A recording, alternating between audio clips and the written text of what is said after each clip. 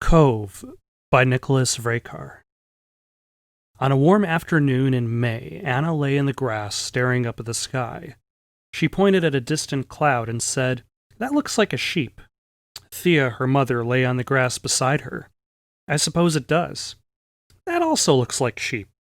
"Sheep are pretty fluffy." Anna asked, "Where do clouds go?" Thea said, "Well, I don't know the science of it all, but they become rain." "And the rain?" "It eventually evaporates and becomes a cloud again." "Is everything like that?" Thea said, "No, you can't turn toast back into bread, for instance." "Why not?" "Some things are like that. Toast cannot be untoasted. What it once was, it no longer is, and what it is can no longer become what it once was."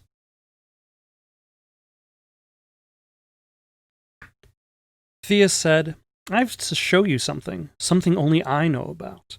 The townspeople don't know about it, the beachgoers don't know about it. I don't even think your father knows about this place." Anna followed along across the rolling hills that stretched from the outskirts of their little town to a mountain set just on the edge of the beach. The rocks that protruded from the grass and the sand arced out into the water, leaving the other side out of sight. Thea waved and said, "Come down here," and disappeared into a small hole in the rock. Anna ducked into the hole. Her mother was crawling, but she was small enough to walk, be it a little hunched over, until the walls and the ceiling of the hole opened up to a hidden cove that cut into the center of the mountain, a pass that led out into the ocean. Stalagmites jutted up from the rock until there was no more rock, but merely a small clearing that was half meadow, half sand.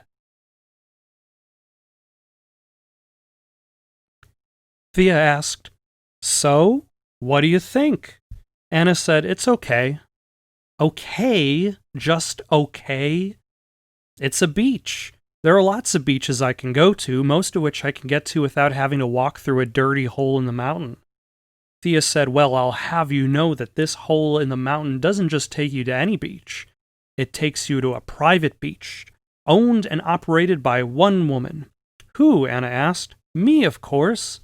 "Come, allow me to take you on the grand tour.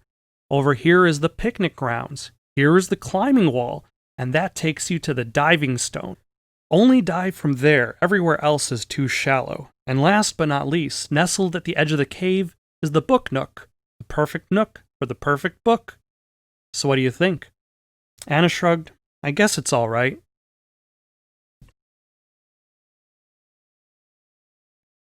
Anna and Thea visited the cove often. It was empty. It was always empty. Anna would run through its little meadow, across the grass and the sand, swim in the water. The waves didn't quite roll in, not like they did in the surrounding beach. But with every wave that did manage its way through the rocks that surrounded the entrance to the cove, she would feel weightless, rising with the water and falling back down to her feet.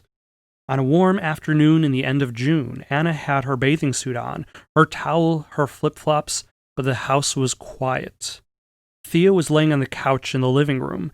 Anna's father, Ben, sat in the kitchen, folding the newspaper open. Anna asked, "Are we going?" Thea said, "I'm tired. Go on without me. Just be careful." "You're not coming?" Ben said, "She's tired. Go on."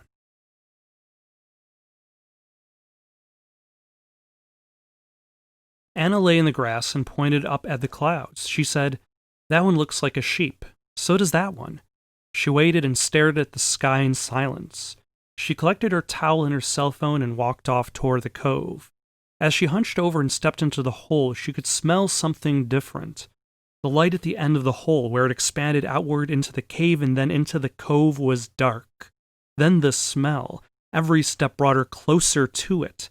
It was a fierce stench that smelled of salt and ocean and fish and blood. The light curved around a shape that filled the end of the cavern. The shape was a wide silhouette, impossibly gigantic. Anna turned on her cell phone's flashlight and pointed it to the shape.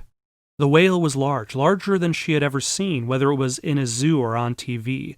Its mouth was gaping and the light from her flashlight was drowned out in the depths of its deepening throat. On a warm evening at the end of July, Anna sat at the dinner table with her father.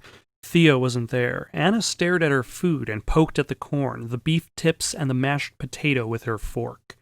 Anna asked, "Is Mom coming home tonight?" Ben said, "No, not tonight." "Can we visit her?" He shook his head. "Probably not. Not until she gets better." "Because she's tired?" "Because she's tired." She pushed the fork into the corn and turned it over, spinning the fork through the corn and pushing the kernels into the mashed potato.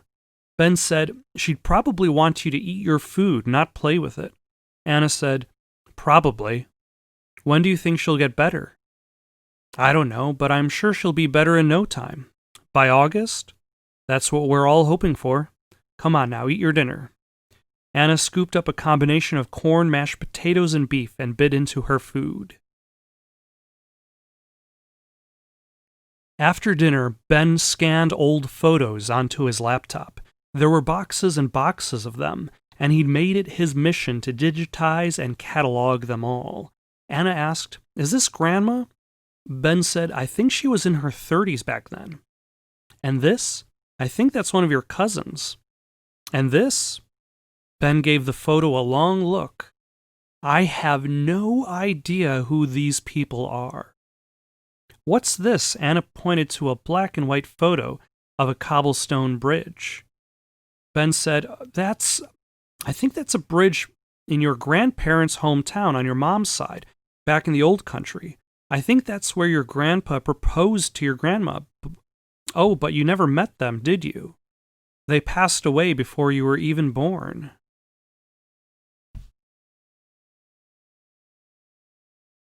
The next day, Anna went back to the cove. She stepped into the hole in the mountain and pressed her hand against her mouth. The smell was still there, but worse. There was a layer of filth that bubbled up from the smells of ocean and salt and fish, and mixed within that was the smell of rot. The whale was still there, but it had deflated like a balloon. A stalagmite had punctured a hole in its mouth, while the rest of its body lay slack on the sand, across the meadow and against the opening of the cave. There was another hole torn across its side. Its insides had exploded out and sprayed flesh across the rocky walls of the cove. Bits and pieces of the whale that hadn't exploded across the rocks, that hadn't sunken in on itself, were missing. Birds flew circles in the sky above. A few stood on the body of the whale, slowly picking at what remained. On a warm afternoon in the middle of August, Thea was buried in the cemetery next to the old church on the other side of town. She had passed away a couple nights back. Aunt Tabitha had told Anna at least she passed away in her sleep. Aunt Beverly said she's with the angels now. Uncle Tommy had said, "Damn shame, but once she lost brain function, she wasn't waking up." Tommy hadn't said this directly to Anna. He said this loudly to Uncle Kent. Tommy was never one for discretion. Anna approached the casket and stopped in front of it to see the woman that lay within. Anna didn't recognize the woman. Her body was thin. Her skin was stretched tightly across her skeletal knuckles and pitted into her sunken cheeks and eyes. The dress she wore, Anna had seen her mother wear that dress, but now it draped loosely across her body. All Anna could smell was the scent of flowers set in the casket, the candles in the funeral home, the incense, a thick application of foundation, bleach, and beneath all that, the subtle and putrid scent of rot. After the funeral, Anna walked out of her house and down the hills to the mountain at the end of the beach. She was still wearing the clothes she wore to the funeral, the black skirt, the buttoned-up shirt that felt just a bit too tight around her collar, the navy jacket. She held her sleeve to her nose as she walked through the hole in the mountain, but as she got closer to the cavern's opening, she realized there was only the smell of salt and ocean. The whale was gone. It had been stripped clean from the cove, and the birds and the dead whale had gone and left behind a meadow and sand and the slowly rolling waves of the incoming ocean that were like they always were, like they will always be. Anna pulled her phone from her pocket and took pictures. She photographed the picnic grounds. She photographed the climbing wall. She photographed the diving rock. She photographed the book nook. She pocketed the phone before stepping back into the cavern, before crossing into the hole in the mountain. She looked across the cove one last time. The end.